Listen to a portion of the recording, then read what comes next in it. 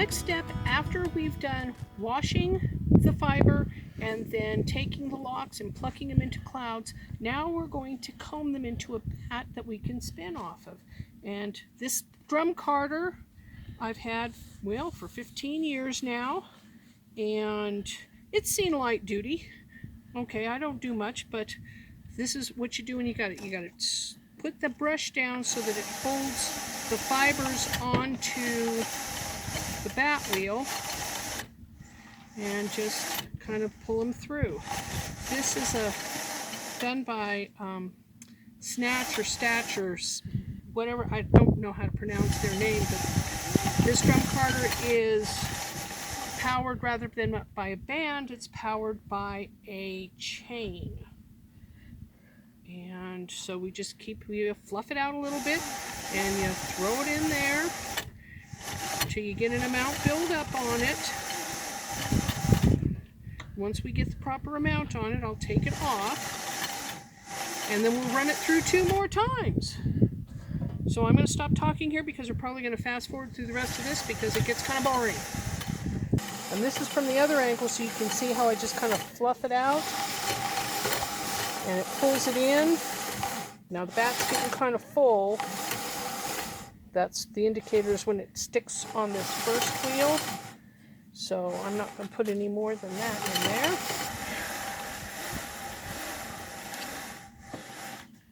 in there. Now we're going to pull it off.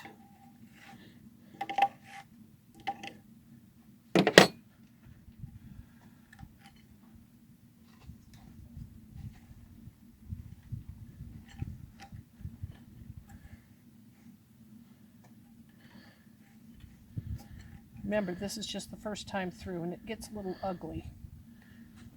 So over there, comb all this out.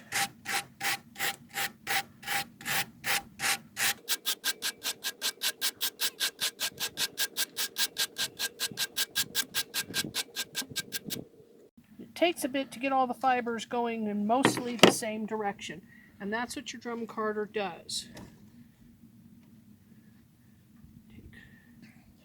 Piece of what we did before, line it up and do it again.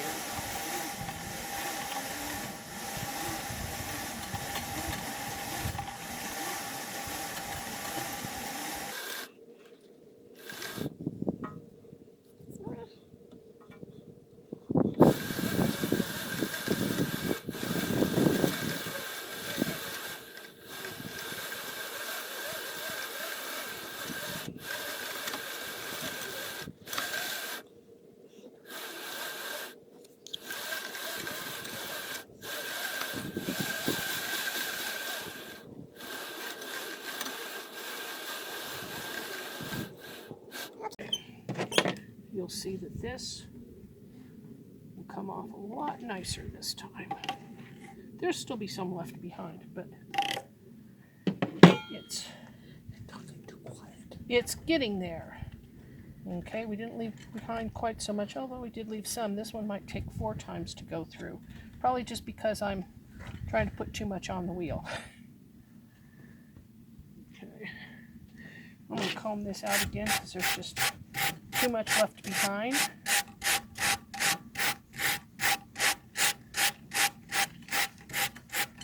A lot of times if I'm blending to where I've got either 2 different colors or 3 different colors, or I'm using a different fiber like silk or rose fiber or something like that in it, then usually I'm working with the straight top right from the beginning, and so it's a lot faster. But when you're dealing with the raw stuff like this, it just takes some time. Just takes some time. Like I said, I may have to put this one through 4 times. We'll see what it's like after this time. But it's looking a lot better.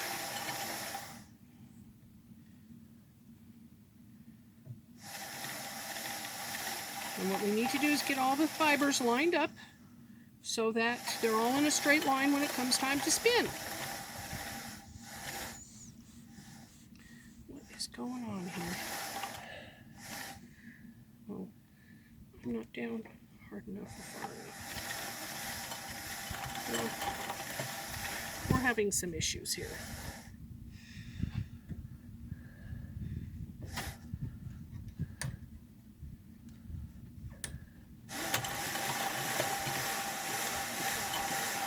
Okay.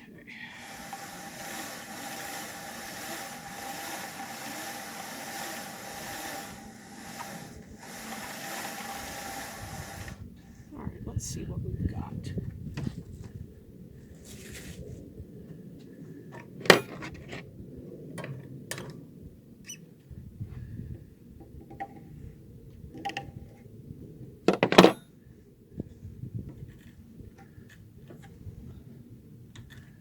Okay. No, I think 3 times 2 did the trick. That's what it's supposed to look like. That's a nice bat. So we'll put this over here in the basket of done and move on to the next. All right, that's drum carding. That's the next step in processing your own fibers. Thanks for watching. See you next time.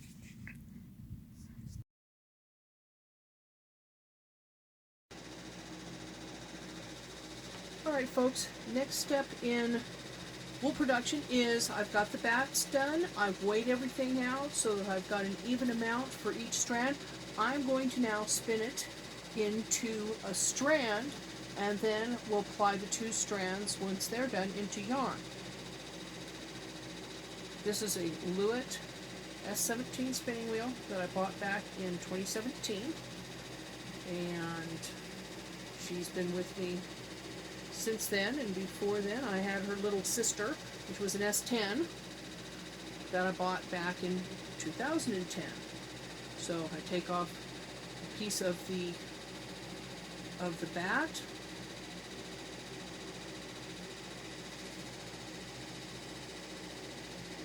I look it through this way because I spin my strands clockwise and then I apply from the other side counterclockwise.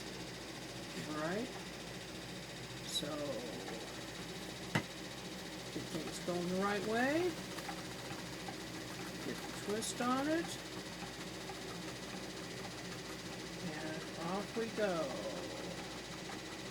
I'm going to make it thick enough to where I've got a nice strand.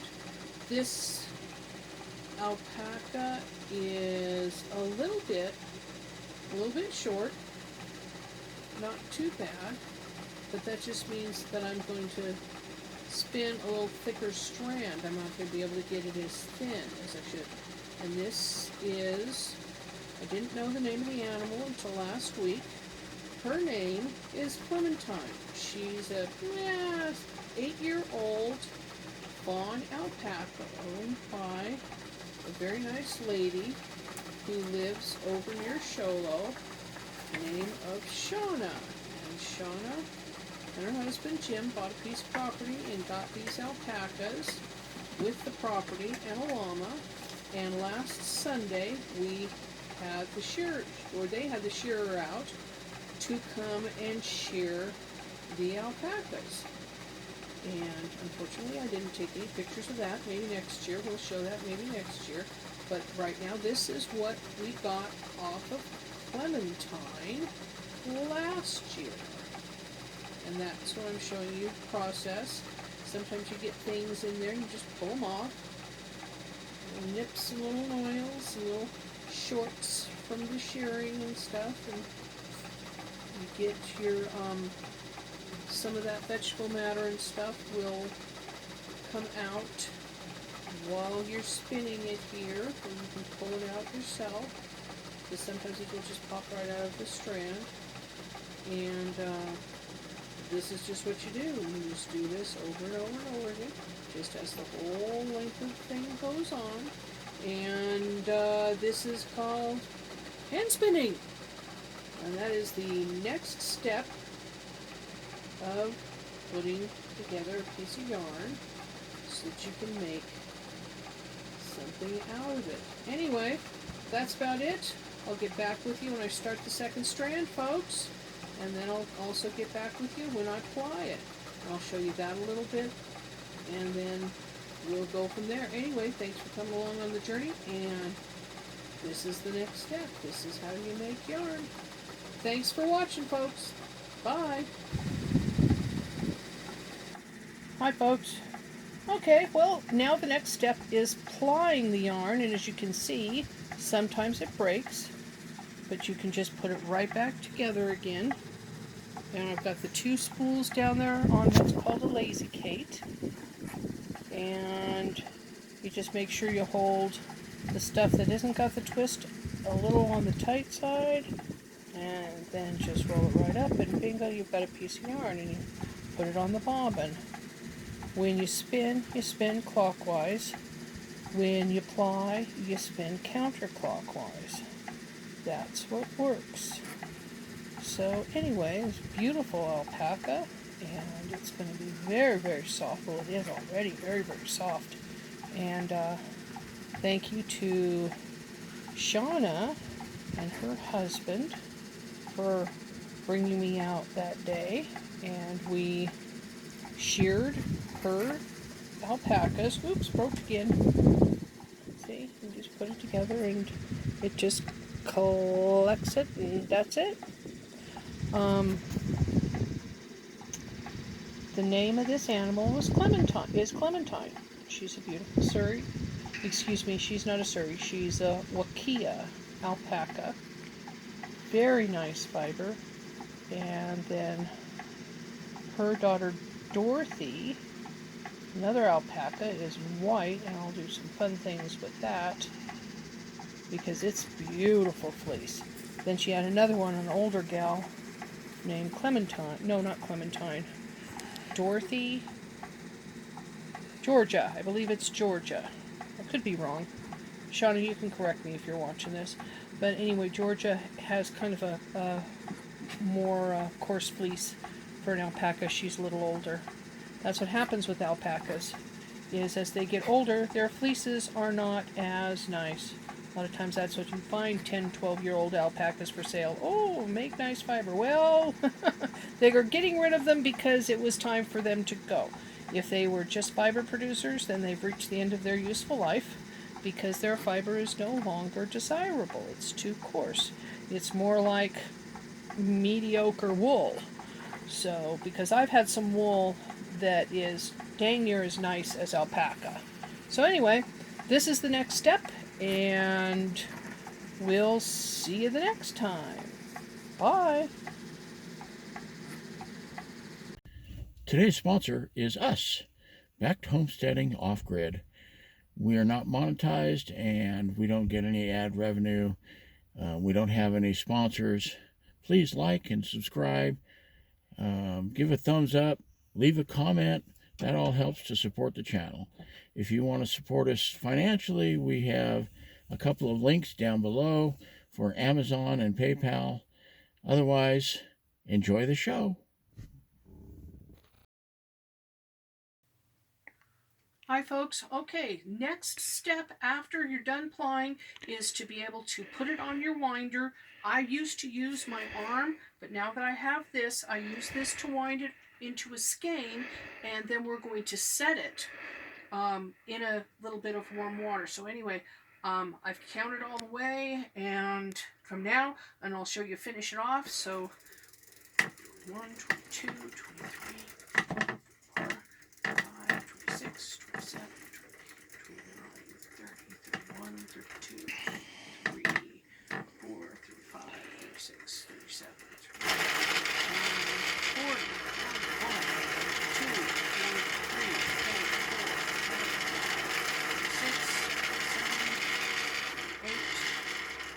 49.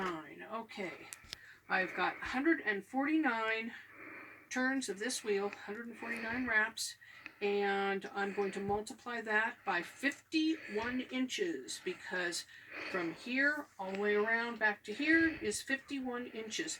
Why it's probably a little different is because this wheel, the Lewitt, is made in the Netherlands, and they are metric, so I haven't actually tried it metric to see what it was, but that's probably why it's a little different. So anyway, 149. I take these little strings,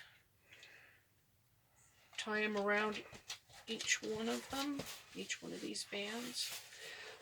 This keeps it from getting tangled in the pot. I already have these all cut up and ready to go, so we can make it quick work. My pot of water is just warm. I've got a little bit of heat going on it. I want it to stay at about between 120 and 130 degrees. If you're doing something with silk or something that you have hand dyed, you might not want to make it that hot. You might want to make it about 100 degrees. And if it's dyed, of course, put a little bit of vinegar in the water, and that will help set the dye, or help the dye not run too much. Then we just carefully pull it off here. I'm going to have a little bit of an end here, and there's my skein of yarn. Just kind of give it a little twist, and into the pot it goes. I'm going to turn off the heat because it's just keeping it just warm. Goes in there. Get it all down in there to where it gets wet. You don't want to stir it. You don't want to mess with it too much. You just want to make sure it gets in there and it starts absorbing the water, because that's what sets your twist. That's why you take it right off of your skein winder and you put it right into the pot. So come on, this is what it looks like in the pot. And it comes up here, and in 20 minutes, we'll be back. And we'll take it out, wring it out, dry it out, and then hang it up. And we're done. So anyway, that's yarn production. That's what we do. That's how I produce a little bit of yarn. Now, with this piece of yarn, we have had so many subscribers in the last month. Thank you all so much for joining us. This piece of yarn right here, this 100% hand-spun alpaca, hand-processed, that you have watched from beginning to end, I'm going to knit that into a hat. And we're going to have a drawing. When we hit 1,000 subscribers, a hat made of this is going to be the gift that's going to go out to whoever wins that contest. We're going to do another contest, but we'll talk about that when we get a little bit closer to that. But that's what this is going to be reserved for. I'm going to make somebody a really nice hat out of this when we hit 1,000 subscribers. So anyway, thank you for coming along with us. Shout out and hello to all of our people who are not in the United States. We're seeing people from Brazil and India and the UK and Germany, and I'm sure that there are others joining us. But thank you so much for joining us on our little journey here. Thank you for being interested in this, and we hope that wherever you're at, you can use some of the things that we have done and tried to show you to make yourself a better life. Anyway, thanks for coming along, and we'll see you next time, folks. Bye-bye.